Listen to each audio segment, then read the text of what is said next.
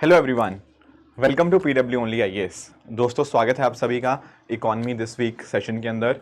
And आज का session के अंदर हम टोटल 4 टॉपिक्स ऐसे डिस्कस करेंगे जो पिछले एक वीक में काफ़ी न्यूज़ में रहे हैं विद रिगार्ड्स टू इकॉनमी। जैसे हम जन विश्वास से 2.0 3.0 क्या है, पास्ट में क्या रहा है, क्यों ये चीज़ें लाई जा रही हैं सरकार के द्वारा, उनको अंडरस्टैंड करेंगे। उसके साथ ही साथ स्वदेश दर्शन स्कीम न्यूज़ में रही है पिछले वीक के अंदर, will try and understand that. इसके साथ साथ भीम यूपीआई ट्रांजैक्शंस के रिगार्डिंग कुछ चेंजेस करे गए हैं, वो चेंजेस क्या हैं। एंड लास्टली एक टर्म है री इंश्योरेंस करके।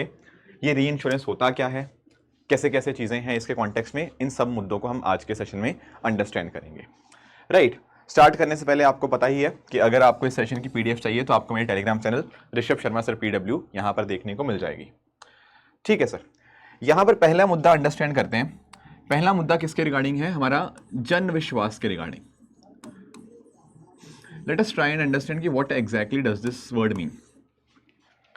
देखो, आज के समय के ऊपर ना बहुत सारे ऐसे लॉज हैं जहां पर उनकी पनिशमेंट्स के लिए आपको या तो जेल जाना पड़ता है या बहुत सारे इस तरह के और बड़े बड़े आपको प्रावधान देखने को मिलते हैं। मैं आपको अगर नंबर्स की कॉन्टेक्स्ट में बताऊं तो टोटल आपको 882 सेंट्रल लॉज आज के समय देखने को मिलते हैं।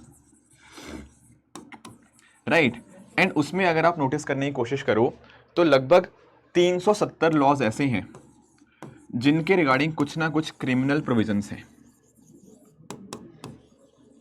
What does it mean? देखो, एक्चुअल में आपको बताता हूं। जैसे क्या होता है कि लेट अस से अभी जो न्यूज़पेपर्स में मेंशन था एग्जांपल्स, उसमें अगर मैं आपको बताऊं तो जैसे अगर मान लीजिए एक एनिमल की डेथ हुई है एंड आपने 3 घंटे के अंदर उसको रिपोर्ट नहीं किया तो भी उसके रिगार्डिंग आपको जेल हो सकती है।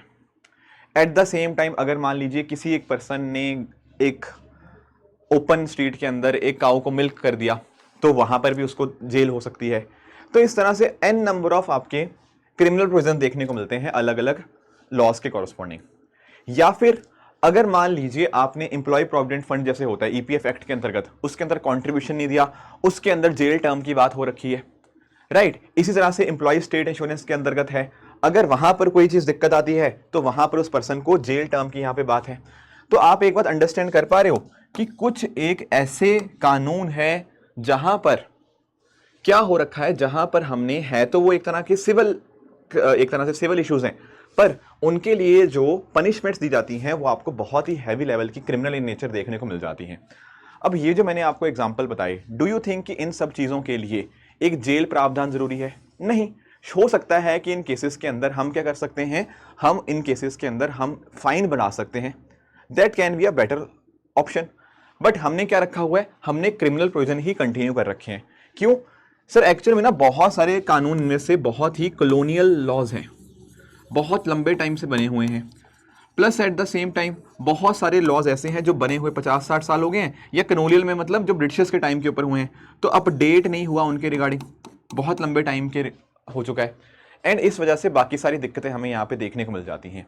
एंड इनफैक्ट ये सब चीज़ें हमारे यहाँ पे कहीं ना कहीं जो बिजनेस कॉन्फिडेंस है उसको भी यहाँ पे अरोड करते हैं। इनफैक्ट जो इन्वेस्टर है वो भी यहाँ पे डरता है कि यार छोटा सा कुछ भी हो गया मुद्दा तो ये हमें डायरेक्टली जेल में डाल देते हैं। पर बहुत सारे इश्यूज हैं जहाँ पे मतलब ऐसे कोई उनमें आप पेनल्टीज बढ़ा सकते हो, you can definitely go for more fines, पर उसके लिए डायरेक्टली जेल डालना वो गलत है। जैसे फॉर एग्जांपल आपने देखा होगा ई सिगरेट्स के बारे में। ई सिगरेट को इस्तेमाल करने की बात नहीं कर रहा, ई सिगरेट अगर आपके पास पड़ी हुई है, अगर आपके पास स्टोरेज है ई सिगरेट का, तो उस केस में भी आपको यहाँ पे जेल जाना पड़ेगा। तो ये सारे प्रावधान क्या दिखाते हैं? ये सारे प्रावधान ये दिखाते हैं कि हमारे जो लॉज हैं उनमें बहुत सारे अपडेशंस की जरूरत है। एंड इसी वजह से अगर आप नोटिस कर पाओगे तो 2023 के अंदर सरकार लेकर आई थी जन विश्वास एक्ट। सरकार क्या लेके आई थी 2023 के अंदर? जन विश्वास एक्ट। अब इस कानून के माध्यम से सरकार ने क्या किया? इस एक्ट के माध्यम से सरकार ने टोटल 42 लॉज के अंतर्गत जो लगभग 180 ऑफेंसेस आते थे ना, उनके अंदर जो क्रिमिनल प्रोविजंस थी उनको खत्म कर दिया। मतलब 42 ऐसे लॉज जिनके अंदर अलग अलग ऑफेंसेस थे, जिनके लिए एक इंसान को जेल जाना पड़ता था, उसके रिगार्डिंग क्रिमिनल वाली चीजें थी, तो वो चीजें हटाकर हमने उनके लिए पेनल्टीज और फाइन्स वगैरह का सिस्टम कर दिया। अब इससे क्या हुआ, इससे एक तो चीजें जो थी अनअपडेटेड थी बहुत लंबे टाइम से, हमने उनको अपडेट किया। और हमारा ऐसा मानना है कि जो जस्टिस सिस्टम होता है वो रिफॉर्मेटिव होना चाहिए, ठीक है, तो उसकी तरफ भी ये कदम उठाता है, ठीक है। अदरवाइज ऐसा नहीं कि डायरेक्टली आपने पनिशमेंट दे दिया और डायरेक्टली उस बंदे को जेल में डाल दिया, नहीं, हम एक तरह की उसके ऊपर पनिशमेंट लगा सकते हैं, कुछ फीस कुछ फाइन वगैरह लगा सकते हैं, वो सब चीजें हम यहां पे करने की कोशिश कर रहे हैं, ठीक है। अब ये तो 2023 का जन विश्वास की बात होगी, जो 23 के अंदर जन विश्वास एक्ट जो हमें देखने को मिला।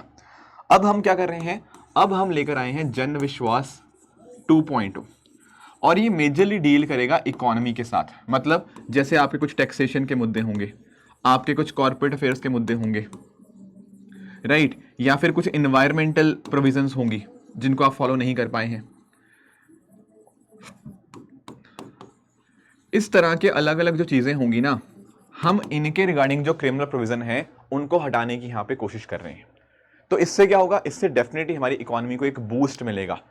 हर बार जो हमें यहाँ पे कहीं ना कहीं ईज ऑफ डूइंग बिजनेस था, उसमें जो दिक्कत आ रही थी, हम उस ईज ऑफ डूइंग बिजनेस को बेहतर ढंग से हम प्रमोट कर पाएंगे इस पर्टिकुलर जन विश्वास 2.0 के माध्यम से, ठीक है। इवन और बहुत सी चीजें जैसे आपका IPR हो गया, ठीक है, आपके लेबर लॉज हो गया, ये सब भी यहाँ पर इसके अंतर्गत इंक्लूड करे जा रहे हैं, ताकि हम ये इंश्योर कर पाएं कि एक ही कानून के माध्यम से, एक ही एक्ट के माध्यम से हम अलग अलग जो चीजें हैं उनको यहाँ पे डीक्रिमिनलाइज यहाँ पे कर पाएं। बहुत सारे और भी एग्जांपल्स हैं इसके अंतर्गत जो जन विश्वास 2.0 के अंतर्गत आते हैं। जैसे मैंने आपको बताया EPF के बारे में हो गया, ठीक है, आपका एम्प्लॉय स्टेट इंश्योरेंस के रिगार्डिंग हो गया।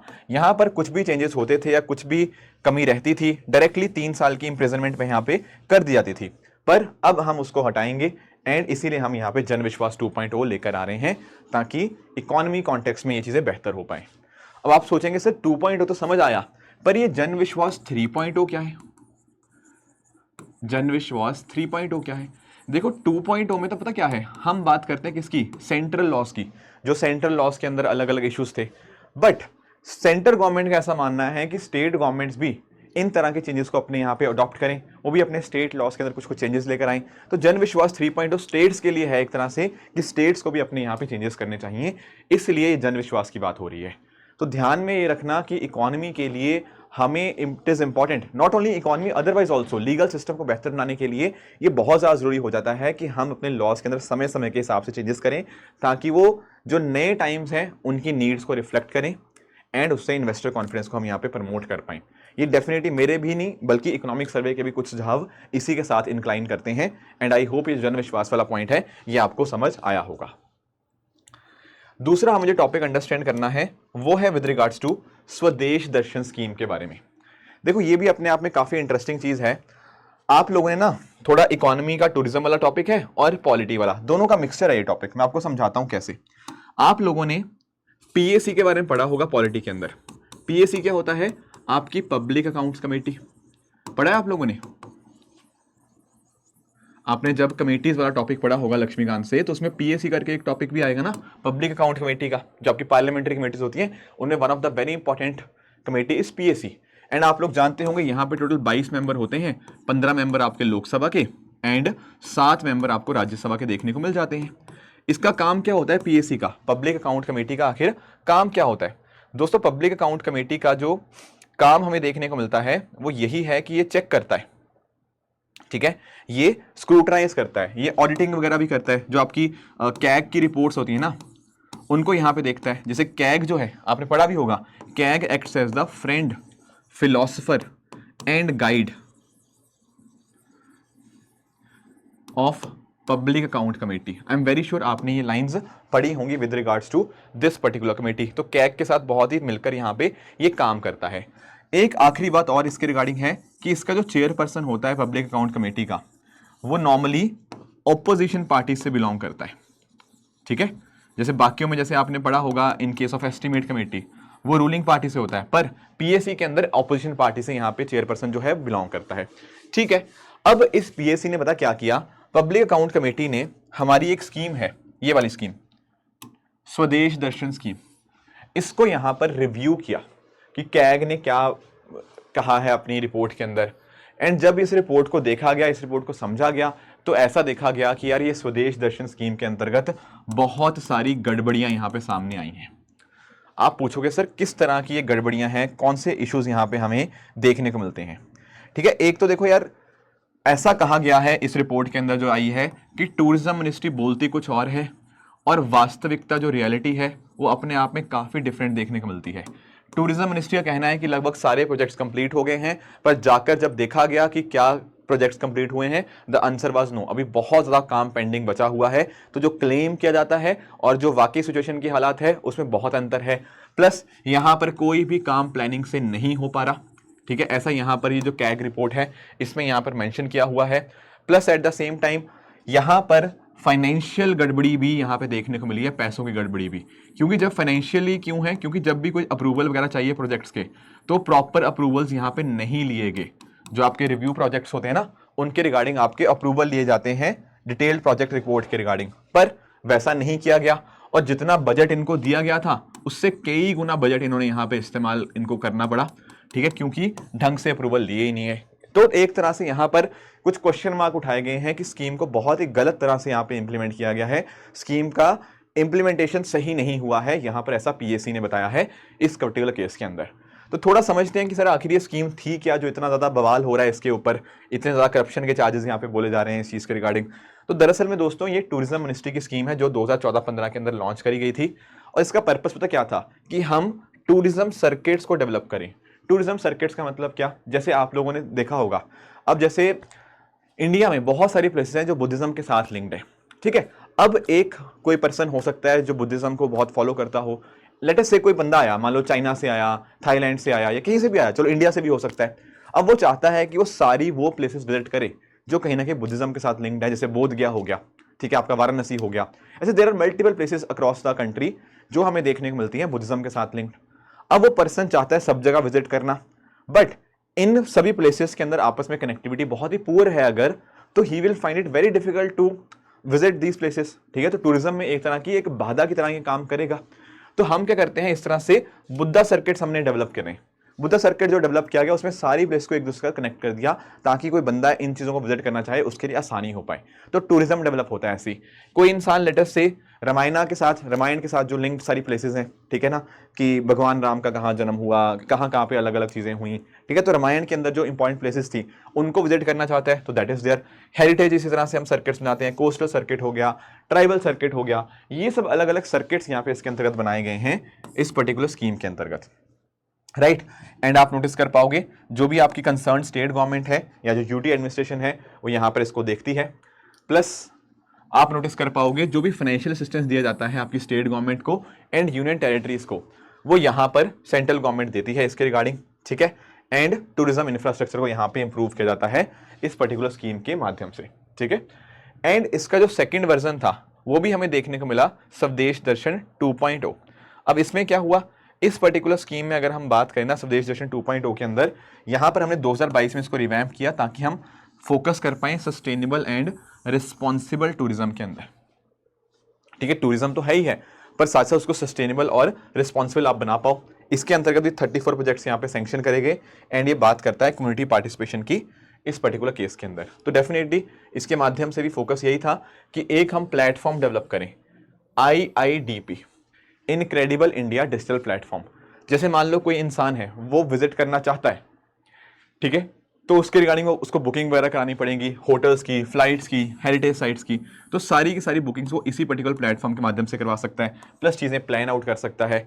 ये स्वदेश दर्शन स्कीम 2.0 जो है वो इस कॉन्टेक्स्ट में उसको मदद करती है।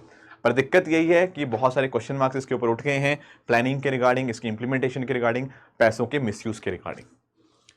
नेक्स्ट आते हैं दोस्तों, नेक्स्ट हमारा टॉपिक है वो है अप्रूवल फॉर द फर्स्ट री इंश्योरेंस कंपनी। इसको समझते हैं कि आखिर ये मुद्दा क्या है री इंश्योरेंस का। देखो ध्यान से अंडरस्टैंड करना, इंश्योरेंस का कॉन्सेप्ट आप सब लोग जानते होंगे। जैसे मान लीजिए मैं हूं, ठीक है, मैंने हेल्थ इंश्योरेंस करवाई, तो मैं क्या करूंगा, मैं एक इंश्योरेंस कंपनी के साथ अपनी हेल्थ इंश्योरेंस करवाऊंगा, ठीक है, और मैं क्या करता रहूंगा सर, मैं इनको प्रीमियम पे करता रहूंगा, कुछ कुछ मैं प्रीमियम पे करता रहूंगा। मान लो हर महीने मैं कुछ प्रीमियम पे कर रहा हूं या व्हाटएवर जो भी हमारे बीच में डिसाइड हुआ है। अब ये मैं प्रीमियम पे करता जा रहा हूं, कल को मुझे क्या एश्योरेंस है, मुझे ये एश्योरेंस है कि आगे जाके पता क्या होगा, अगर मान लीजिए मेरी सेहत खराब होती है तो इंश्योरेंस वाली जो कंपनी है वो मुझे कुछ ना कुछ पेमेंट कर देगी या मेरे इलाज का खर्चा देख लेगी, है ना। यही तो चीज़ें होती हैं हेल्थ इंश्योरेंस के अंदर। बिल्कुल ठीक है।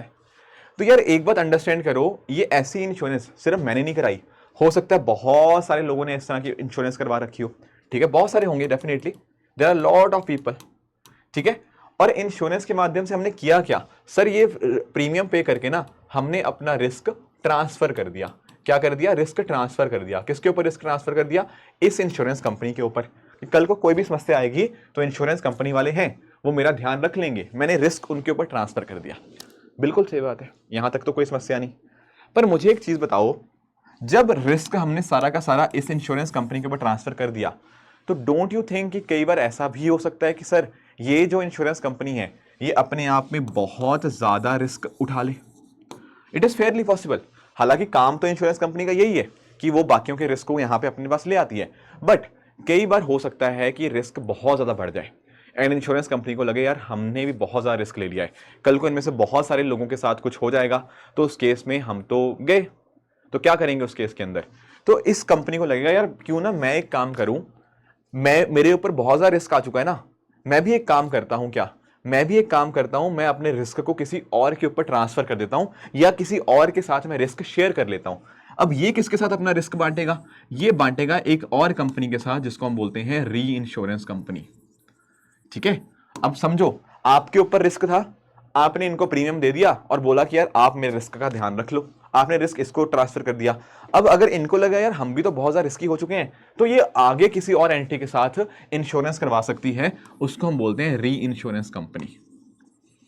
Are you getting the point? इसको बोलते हैं री इंश्योरेंस, मतलब इंश्योर करने वाले का भी आगे insurance, that is called as reinsurance. तो दो बार इंश्योरेंस हुआ ना, इसका इसके साथ, इसका आगे इंश्योरेंस हो गया, इसको बोलते हैं री इंश्योरेंस। अभी तक इंडिया में क्या था, अभी तक सिर्फ भारत में एक ऐसी री इंश्योरेंस एंटिटी थी जिसका नाम है जीआईसी, अब जनरल इंश्योरेंस कॉर्पोरेशन।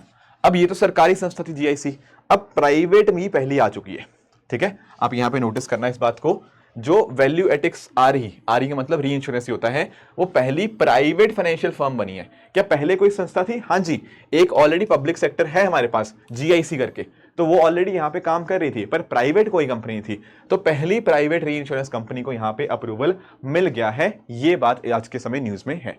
एंड आप नोटिस कर पाओगे री इंश्योरेंस क्या होता है, ये एक प्रोसेस होता है जहां पर इंश्योरेंस कंपनी अपने रिस्क का कुछ हिस्सा आगे किसी दूसरी कंपनी को यहां पे ट्रांसफर कर देती है, इसी को बोलते हैं री इंश्योरेंस। इसका सिग्निफिकेंस यही है कि जो इंश्योरेंस होते हैं उनको रिस्क मैनेज करने में मदद करता है, हमारा फाइनेंशियल स्टेबिलिटी आती है, ताकि अगर मान लो कोई बहुत हाई क्लेम्स हो जाए, जैसे डिजास्टर से या कोई बहुत बड़े एक्सीडेंट हो जाए, उसमें इंश्योरेंस कंपनी में बहुत ऊपर खतरा बढ़ जाएगा, तो इस वजह से वो री इंश्योरेंस यहाँ पे करवा सकती है। बाकी आप नोटिस कर सकते हो यहाँ पे, इसको जो सारा काम करता है ओवरसी करने का काम, वो IRDAI का रहता है, insurance regulatory and development authority of India का। प्रोसेस क्या है री इंश्योरेंस का? ये एक रिस्क मैनेजमेंट प्रैक्टिस है जहां पर इंश्योरेंस कंपनी अपने रिस्क का कुछ हिस्सा किसी दूसरे री इंश्योरेंस को दे देती है, और जो कंपनी है वो क्या करेगी, वो प्रीमियम तो पे करेगी ना भाई। ये वाला जो यहाँ पे हो रहा है, ये इंश्योरेंस कंपनी अगर मान लो इसके साथ अपनी इंश्योरेंस करवा रही है, तो ऑब्वियसली जैसे हम लोग प्रीमियम पे करते थे, तो भाई ये भी प्रीमियम पे करेगा, बिल्कुल करेगा, ये भी प्रीमियम पे करेगा डेफिनेटली, राइट। इसके साथ ही साथ ठीक है वो कवर हो जाएगा। एंड ये भी अलग अलग तरह की होती हैं, ऑनेस्टली ये सब आपको जानने की जरूरत नहीं है, बट फिर भी हम डिस्कस कर लेते हैं। एक होता है प्रोपोर्शनल री इंश्योरेंस। प्रोपोर्शनल में क्या होता है, आप प्रीमियम को शेयर करते हो एंड जो क्लेम होंगे, कल को जो बंदा बोलेगा कि मुझे पैसा वापस करो, यहाँ मेरा ध्यान रखो, तो वो भी उसी फिक्स रेशो के अंदर वापस से करा जाएगा। जैसे मान लो 30% कोटा शेयर है ना, तो प्रीमियम भी 30% शेयर हो जाएंगे, and at the same time जब फाइनली क्लेम्स आएंगे तो उसमें भी 30% शेयर उनका होगा। नॉन प्रोपोर्शनल में क्या होता है, नॉन प्रोपोर्शनल में एक सर्टेन थ्रेशोल्ड के बाद ही री इंश्योरेंस कवर करता है। मैं आपको समझा देता हूं, इधर देखना। प्रोपोर्शनल वाले में क्या होगा, मान लीजिए इंश्योरेंस को क्या करना है, इस कंपनी को रिस्क शेयर करना है ना, तो ये इसको बोलेगा कि 30% में प्रीमियम आपको दे देता हूं, ठीक है, जो भी यहां से प्रीमियम आया, बदले में कल को क्लेम आएंगे तो 30% जिम्मेदारी आपकी। ये पहला केस है प्रोपोर्शनल का। जो नॉन प्रोपोर्शनल पता क्या होता है, यहां पे इंश्योरेंस कंपनी कहेगी कि अगर मान लो बहुत ज्यादा क्लेम्स आ गए, तो एक लिमिट के बाद आप लोग ध्यान रख लेना, ठीक है, एक लिमिट के बाद, इस लिमिट तक यही इंश्योरेंस कंपनी ध्यान रखेगी, पर वो लिमिट भी अगर ब्रीच हो जाती है तो फिर री इंश्योरेंस जो कंपनी है वो ध्यान रख लेगी। तो इस तरह से दो तरह की री इंश्योरेंस हो सकती है, प्रोपोर्शनल एंड नॉन प्रोपोर्शनल। बाकी आप लोग जानते होंगे ये जो सारी चीजें गवर्न करी जाती हैं वो हमारे पास IRDAI रेगुलेशंस हैं 2018 की, और एक्ट है इंश्योरेंस एक्ट 1938 का। और कौन इनको ओवरसी करता है? IRDAI, insurance regulatory and development authority of India. ये एक स्टैट्यूटरी बॉडी है जो कि IRDAI एक्ट के अंतर्गत बनी है, ताकि इंश्योरेंस सेक्टर को हम ओवरसी कर पाएं एंड पॉलिसी होल्डर्स के इंटरेस्ट का ध्यान रख पाएं, फाइनेंशियल स्टेबिलिटी हो, प्रॉपर रेगुलेशंस कर पाएं। ये सब काम IRDAI देखता है। ये मिनिस्ट्री ऑफ फाइनेंस के अंतर्गत काम करता है एंड इसके ऑफिस जो हैं वो हैदराबाद के अंदर आपको देखने को मिल जाएगा, हेडक्वार्टर्स। ठीक है, तो किसी इंश्योरेंस कंपनी को, री इंश्योरेंस कंपनी को, इंटरमीडियरी को यहाँ पे रजिस्टर करवाना हो, उसको लाइसेंस देना हो, इसी की जिम्मेदारी है। ठीक है, साथ ही साथ एलिजिबिलिटी, क्वालिफिकेशन वगैरह भी यही डिसाइड करता है। इसमें 10 मेंबर्स होते हैं, एक हो गया आपका chairperson, 5 full time members and 4 part time members आपको देखने को मिल जाएंगे। एंड अपॉइंटमेंट्स सरकार यहाँ पे इसके अंतर्गत करती है। तो ये है IRDAI के बारे में। एंड डेफिनेटली LIC हो गया, ठीक है, लाइफ इंश्योरेंस कंपनीज। ठीक है, इसमें पब्लिक भी आ गया, प्राइवेट भी आ गया। जनरल होता है लाइफ के अलावा, नॉन लाइफ इंश्योरेंस, वो जनरल इंश्योरेंस कंपनीज में आ जाएगा। री इंश्योरेंस कंपनीज हो गया, इंटरमीडियरीज हो गया, जैसे आपके ब्रोकर वगैरह होते हैं इंश्योरेंस वाले, वो सारे IRDAI के द्वारा ही रेगुलेट होते हैं। ये कुछ पॉइंटर्स आपको यहाँ पे पता होने चाहिए। आई होप ये री इंश्योरेंस वाला मुद्दा आपको अच्छे से क्लियर हो गया होगा। आगे आते हैं, एक टॉपिक और हमें अंडरस्टैंड करना है, वो टॉपिक है incentive scheme for promotion of low value Bhim UPI transaction. अब आखिर इस चीज का मतलब क्या है? देखो, आप लोगों ने ना शायद एक टर्म सुना होगा, MDR। What is MDR? Merchant discount rate.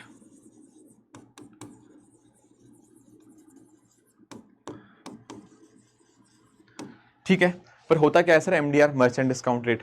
देखो, कई बार पता क्या होता है, जब आप ऑनलाइन ट्रांजैक्शंस करते हो, मान लीजिए आपने एज अ कस्टमर आपने पेमेंट किया, ठीक है, आपने पेमेंट किया, राइट। उस केस में क्या होगा, जब आपने मर्चेंट को कोई चीज पेमेंट करी, तो कई बार पता क्या होता है, मर्चेंट की साइड्स के ऊपर कुछ पैसा कटता है। वो पैसा किसको जाता है? उसको हम बोलते हैं MDR, मर्चेंट डिस्काउंट रेट। मान लीजिए आपने लेटर से 100 रुपया पे किया एक मर्चेंट को, उसमें से मर्चेंट को मिला 99 रुपीज। ये 1 रुपया कहाँ गया? ये 1 रुपया गया MDR की फॉर्म में। किसके पास गया? देखो, ये अलग अलग एंटिटीज के पास जाता है। जैसे हो सकता है जिसने वो इंफ्रास्ट्रक्चर डेवलप किया उसको जाए, आपका जो बैंक था जिसे पेमेंट हुआ उसको जाए, राइट। ऐसे ये शेयर होता है जो MDR होता है, मर्चेंट डिस्काउंट रेट। जैसे अगर मैं उस POS मशीन की बात करूं ना, अगर आप उसके माध्यम से कर रहे हो, जो आपका पॉइंट ऑफ सेल मशीन जहां पर अपना कार्ड स्वाइप करते हो, उसमें जो पैसा होता है कुछ ये POS बनाने वाली मशीन को जाता है, कुछ पैसा जाता है आपके जो वीजा मास्टर कार्ड हो गया, और एक जाता है जो बैंक होता है, राइट। इस तरह से पैसा शेयर होता है MDR का। अब गवर्नमेंट का क्या पुश है, हमारी सरकार का दोस्तों पुश है कि हम UPI ट्रांजैक्शन हो गया इनको प्रमोट करें, plus at the same time जो रुपए कार्ड है हम इनको भी प्रमोट करें। अब पिछले कुछ टाइम से ना हुआ क्या था कि जो भी पेमेंट्स होती हैं UPI या रुपए के माध्यम से, उनके ऊपर कोई MDR चार्ज नहीं था, राइट। अब इससे बैंकों का काफी नाराजगी चल रही थी कुछ हद तक कि सर हमें कुछ तो दीजिए। ठीक है, बाकियों पे था, रुपए कार्ड पे नहीं था, बट आपके पेमेंट गेटवे जो बाकी हैं, वीजा मास्टर कार्ड, वहां पर होता था MDR चार्ज। अब दिक्कत पता क्या है, MDR अगर होता है तो वो नुकसान एक तरह से मर्चेंट का होता है। किसका होता है? मर्चेंट का, जिसको आप पेमेंट कर रहे हो, क्योंकि उसको कम पैसा मिल रहा है। हालांकि होता बहुत ही छोटा सा अमाउंट है ये, बट कहीं ना कहीं पैसा मर्चेंट का कटता है। अब इट इज पॉसिबल कि मर्चेंट आपके ऊपर वो थोप दे कि यार ये MDR भी आपको देना है, बट नॉर्मली हम मान के चलेंगे कि MDR नुकसान किसका है? एक मर्चेंट का। ठीक है, इसी चीज को रोकने के लिए कि मर्चेंट ऐसे दिक्कत में ना आए, हमने ये सब चीजें कर रखी थी कि UPI और रुपए के ऊपर ये सब चीजें ना हो। अब बैंक्स का कंटिन्यूसली ये बात थी कि नहीं सर हमें ये चीज करिए। तो अब पता है सरकार ने क्या किया है? सरकार ने एक इंसेंटिव स्कीम दी है बैंकों के लिए। किसके लिए? बैंक्स के लिए ये चीज करी गई है। बैंक्स हो गया, आपके NBFC होगा, उनके लिए। मैं आपको बताता हूं क्या है स्कीम के अंतर्गत। जो आपकी भीम UPI की लो वैल्यू ट्रांजैक्शन होंगी ना, उनके लिए इन पर्टिकुलर फाइनेंशियल इंस्टीट्यूशंस को बेनिफिट मिलेगा। कैसे मिलेगा मैं आपको एक्सप्लेन करता हूं। जैसे मान लीजिए आपने मोबाइल फोन के थ्रू कोई पेमेंट किया, ठीक है, और ये पेमेंट जो था वो अप टू ₹2000 का था। 2000 से कम तक का अगर आपने पेमेंट किया है भीम UPI के माध्यम से, तो उस केस में क्या होगा, जो बैंक होगा, बैंक उसको कुछ पैसा सरकार देगी। क्यों देगी सरकार कुछ पैसा? सरकार बैंक को इसलिए पैसा देगी क्योंकि सरकार MDR वगैरह उनके ऊपर नहीं लगा रही उन चीजों के ऊपर। ठीक है। तो जो बैंक का नुकसान हो रहा है ना एक तरह से, तो उसके लिए यहाँ पे उसको कवर अप करने के लिए सरकार ये चीज कर रही है। और इससे क्या होगा सर, ई पेमेंट की जो फैसिलिटी है वो लोगों के अंदर और बढ़ेगी। ठीक है, तो ये जो इंसेंटिव स्कीम है ये 1 अप्रैल से स्टार्ट हो चुकी है एंड ये 31 मार्च 2025 तक चलेगी। और यहाँ पे आप नोटिस कर पाओगे इसमें 1500 करोड़ का यहाँ पे आउटले दिए गया है। इसके साथ साथ अगर हम बात करें तो जो यूपीआई पीयर टू मर्चेंट है, ठीक है, जो ट्रांजैक्शन 2000 रुपए तक की है फॉर स्मॉल मर्चेंट, सिर्फ वही कवर्ड है यहाँ पे। तो जो आम लोग हैं जो बहुत छोटी छोटी ट्रांजैक्शन करते हैं उनके ऊपर कोई दिक्कत ना आए, वो अच्छे से और चीजें ट्रांजैक्शन कर पाए, उसके लिए चीज करी गई है। तो इंसेंटिव रेट है 0.15% पर ट्रांजैक्शन वैल्यू उन ट्रांजैक्शन के लिए जिनकी वैल्यू है 2000 रुपए तक की। तो आप नोटिस कर पाओगे इस तरह की अगर पेमेंट बैंकों के द्वारा करी जा रही है तो यहां पर 80% पैसा तो उनको बिना कोई कंडीशन के मिल जाएगा बैंकों को, बट जो बाकी 20% पैसा होगा उसके ऊपर कुछ कंडीशन है। जैसे फॉर एग्जांपल 80% तो मिल गया, जो बाकी 20% होगा उसका जो 10% है तो वहां पर तभी होगा जब एक्वायरिंग बैंक का जो टेक्निकल डिक्लाइन है वो 0.75% से कम होगा, और बाकी 10% तब मिलेगा जब सिस्टम अप टाइम जो होगा वो 99.5% से ज्यादा है। कई बार आप नोटिस करते हो ना कि बैंकों का सर्वर डाउन हो जाता है, ये चीजें हो गया, तो अगर अप टाइम इससे कम होगा मतलब बैंक अच्छे से काम नहीं कर रहा, तो उस केस में उसको क्लेम वगैरह नहीं मिलेगा। बट अगर वो इन पर्टिकुलर कंडीशंस को फुलफिल करता है उस केस में उसको यहाँ पे बेनिफिट मिल जाएगा। तो डेफिनेटली बहुत आराम से आप डिजिटल पेमेंट कर पाओगे। At the same time common citizen यहाँ पे बेनिफिट हो पाएंगे क्योंकि उनको कोई एक्स्ट्रा चार्ज देने की कोई जरूरत नहीं है। मर्चेंट का भी कोई नुकसान यहाँ पे नहीं होगा, खासकर छोटे मर्चेंट्स का। तो स्मॉल मर्चेंट्स भी और यूपीआई को अडॉप्ट करेंगे, कोई एडिशनल पेमेंट या कॉस्ट उनके ऊपर नहीं आएगी। तो एक जो सरकार का विजन है लेस कैश इकोनॉमी का, वो हम यहाँ पे कर पाएंगे। अब आपके दिमाग में आ रहा होगा सर इससे फायदा क्या, सरकार क्यों खर्चा कर रही है, सरकार को क्या फायदा? भाई अगर लेस कैश इकोनॉमी होगी, डिजिटल इकोनॉमी होगी, तो सरकार को ट्रांजैक्शन का बेहतर ढंग से आइडिया हो पाएगा एंड अकॉर्डिंगली वो क्या कर पाएंगे, अलग अलग स्टेप्स के माध्यम से और रेवेन्यू कलेक्ट कर पाएंगे। आपको मैं एग्जांपल देता हूं।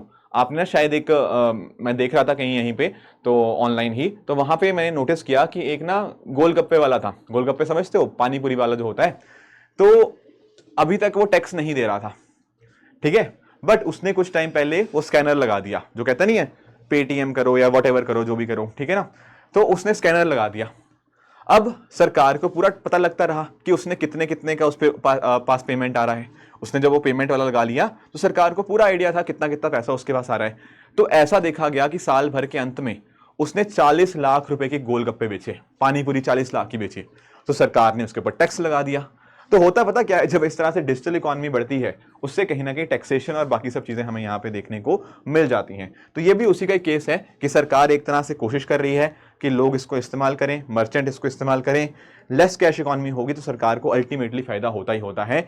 इकोनॉमी के डिजिटलाइजेशन से एक तरह से हमारा जो टैक्स बेस है वो बढ़ता हुआ देखने को मिल जाता है। तो यहां पर भी सेम चीज हमें देखने को मिल रही है। आई होप ये जो टॉपिक्स थे सारे आपको समझ आए। अब चलते हैं कुछ क्वेश्चंस की तरफ।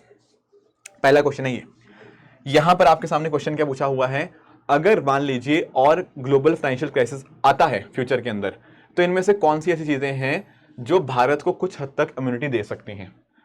देखो, भारत इम्यून कैसे रहेगा बाकी चीजों से? भारत इम्यून कैसे रहेगा बाकी चीजों से? जैसे कोविड-19 था, कोविड-19 आता था 2020-21 की बात है, मैं आपको बोलता हूं कि आप बाकी लोगों से इम्यून कैसे रहोगे? कैसे इम्यून रहोगे? जब आप बाकियों से थोड़ा कट के रहोगे, थोड़ा साइड रहोगे, वहां कुछ हो रहा है उसका इंपैक्ट आपके ऊपर तभी नहीं आएगा अगर आप थोड़े से अलग रहते हो। अगर आप नोटिस कर पाओगे यहां पर, अगर आप शॉर्ट टर्म फॉरेन बोरिंग्स के ऊपर डिपेंडेंट नहीं हो, अब आप नोटिस करो फॉरेन में अगर कुछ हो रहा है और अगर आप शॉर्ट टर्म फॉरेन बोरिंग्स पे डिपेंडेंट नहीं हो, तो उसमें कुछ भी होता रहे आपको क्या फर्क पड़ेगा? कुछ भी नहीं फर्क पड़ेगा। तो बिल्कुल ये बात अपने आप में करेक्ट है। दूसरा कह रहा है कि अगर आप फॉरेन बैंक्स को ओपन अप होते हो, भाई फॉरेन बैंक्स का ओपन अप होना मतलब ग्लोबल इकोनॉमी के साथ ज्यादा कनेक्शन होना, ग्लोबल इकोनॉमी में कुछ भी चीज होगी वो आप तक भी पहुंचेगी। तो फॉरेन बैंक से ओपन अप करने से आप इम्यून नहीं होंगे, बल्कि फिर तो इफेक्ट आपके ऊपर ज्यादा आएगा। सेकंड इसलिए गलत है। तीसरा कह रहा है फुल कैपिटल अकाउंट कन्वर्टेबिलिटी। अगर आपने फुल कैपिटल अकाउंट कन्वर्टेबिलिटी कर ली तो कैपिटल अकाउंट पर्पसेस के लिए पैसा बहुत तेजी से अंदर बाहर होगा एंड उससे आपकी इम्यूनिटी होती नहीं है, इम्यूनिटी बल्कि कम हो जाएगी। इसलिए ये स्टेटमेंट भी आपका यहाँ पे इनकरेक्ट हो जाएगा। तो कौन सा स्टेटमेंट सही है? Option number A, 1 only is the right answer. ठीक है। एक और मैंने आपको होमवर्क दिया था लास्ट टाइम कि अगर मान लीजिए आप 1 लाख रुपए विड्रॉ करते हो कैश से from your demand deposit account, तो एग्रीगेट मनी सप्लाई के ऊपर क्या इंपैक्ट पड़ता है। देखो, मैं आपको इसको ना टेबल के थ्रू एक्सप्लेन करने की कोशिश करता हूं। यहां पर आपके सामने एक टेबल है। जब हम बात करते हैं ना मनी सप्लाई की, तो मनी सप्लाई के अंदर बहुत सारी चीज़ें आती हैं, जैसे for example currency and coin with public, उसके अलावा कमर्शियल बैंक्स के साथ डिमांड डिपॉजिट, टाइम डिपॉजिट आ गया, आपके पोस्ट ऑफिस सेविंग्स बैंक्स के अंदर आपका demand deposit and time deposit आ गया। एंड आपने अलग अलग मेजर्स ऑफ मनी सप्लाई पढ़े होंगे, M1, M2, M3, M4। M1 क्या होता है? वो वाली मनी सप्लाई जो मोस्ट लिक्विड होती है, मोस्ट लिक्विड। उसमें क्या आ जाता है sir? Currency and coin with public तो बहुत ही लिक्विड है, क्योंकि बहुत आराम से तो कैश में कन्वर्ट हो जाती है। एंड इवन डिमांड डिपॉजिट जो बैंक के साथ होते हैं, ये भी आपके मोस्ट लिक्विड फॉर्म के अंदर आते हैं, बट बाकी चीजें यहां पे नहीं आती, राइट? आप लोगों ने पढ़ा होगा, आई एम वेरी श्योर, अपने स्टैटिक के अंदर। M2 के अंदर क्या होता है? M2 के अंदर हम लोग क्या करते हैं? M2 के अंदर हम लोग डिमांड डिपॉजिट पोस्ट ऑफिस के भी इंक्लूड कर लेते हैं, टाइम डिपॉजिट इंक्लूड नहीं करते किसी के भी। M3 के अंदर क्या होता है? M3 के अंदर हम पोस्ट ऑफिस नहीं इंक्लूड करते, बाकी सब चीजें इंक्लूड हो जाती हैं। एंड M4 के अंदर हम सारी चीजें इंक्लूड कर लेते हैं। These are the various forms of money supply जो हमें पता होनी चाहिए, ठीक है? इसमें सबसे ज्यादा लिक्विड कौन है? M1। सबसे लीस्ट लिक्विड कौन है? M4। अब एक बात ध्यान से देना, क्वेश्चन में क्या बोला गया था? क्वेश्चन में बोला गया है कि अगर आप अपने कहां से डिमांड डिपॉजिट अकाउंट से 1 लाख विड्रॉ करते हो तो मनी सप्लाई पे क्या इंपैक्ट आएगा? मुझे एक चीज बताओ, अगर आपने, जैसे नॉर्मली हम मनी सप्लाई का मतलब M3 मानते हैं ना, अगर आपने डिमांड डिपॉजिट से 1 लाख निकाल लिया तो क्या मैं ऐसा कह सकता हूं यहां पर आपका -1 लाख हो चुका है? बिल्कुल। जब आप बैंक से अपने ATM से मान लो आपने 1 लाख रुपया विड्रॉ कर लिया, तो क्या डिमांड डिपॉजिट में 1 लाख की कमी नहीं आई? बिल्कुल आई। और 1 लाख आपके बैंक अकाउंट से कहां पर आ गया? आपकी जेब के अंदर। वो कहां आएगा? Currency and coin with public में। तो यहां पर सर +1 लाख ऐड हो गया, है ना? आपने बैंक से 1 लाख निकलवाए, -1 लाख वहां पे हो गया, पर आपकी जेब में 1 लाख बढ़ गया। तो नेट इफेक्ट क्या हुआ? ये +1 लाख, ये -1 लाख। नेट इफेक्ट क्या हुआ? 0, कुछ भी नहीं। तो इस केस में क्या आएगा? इस केस में आपका क्या होगा? सर इस केस में कुछ भी नहीं होगा, इट विल बी अनचेंज्ड। आपका मनी सप्लाई के ऊपर कोई भी इफेक्ट इमीडिएट बेसिस के ऊपर नहीं पड़ेगा, वो अनचेंज रहेगा। इसलिए इसका आंसर बन जाएगा option number D is the right answer. अब आपके लिए होमवर्क है, 2 क्वेश्चन है यहाँ पे, आप इनको ट्राई करिएगा। ये है पहला क्वेश्चन कि इकोनॉमिक सर्वे आखिर पब्लिश कौन करता है, इसको ट्राई करिएगा और मुझे कमेंट्स में इसका आप आंसर बता सकते हो। एंड नेक्स्ट क्वेश्चन आपके सामने जो है वो ये है कि स्टेबलाइजेशन एंड स्ट्रक्चरल एडजस्टमेंट, इनके बीच में क्या अंतर होता है, क्या मीनिंग है इन दोनों वर्ड्स का, इसको आप ट्राई करके इन दोनों क्वेश्चंस का आंसर आप मुझे कमेंट्स में बता सकते हो। ठीक है दोस्तों, तो ये थी हमारी आज की डिस्कशन। इसी तरह से आप सब लोग अपने एंड पे हार्डवर्क करते रहिए। Thank you so much for joining, all the very best.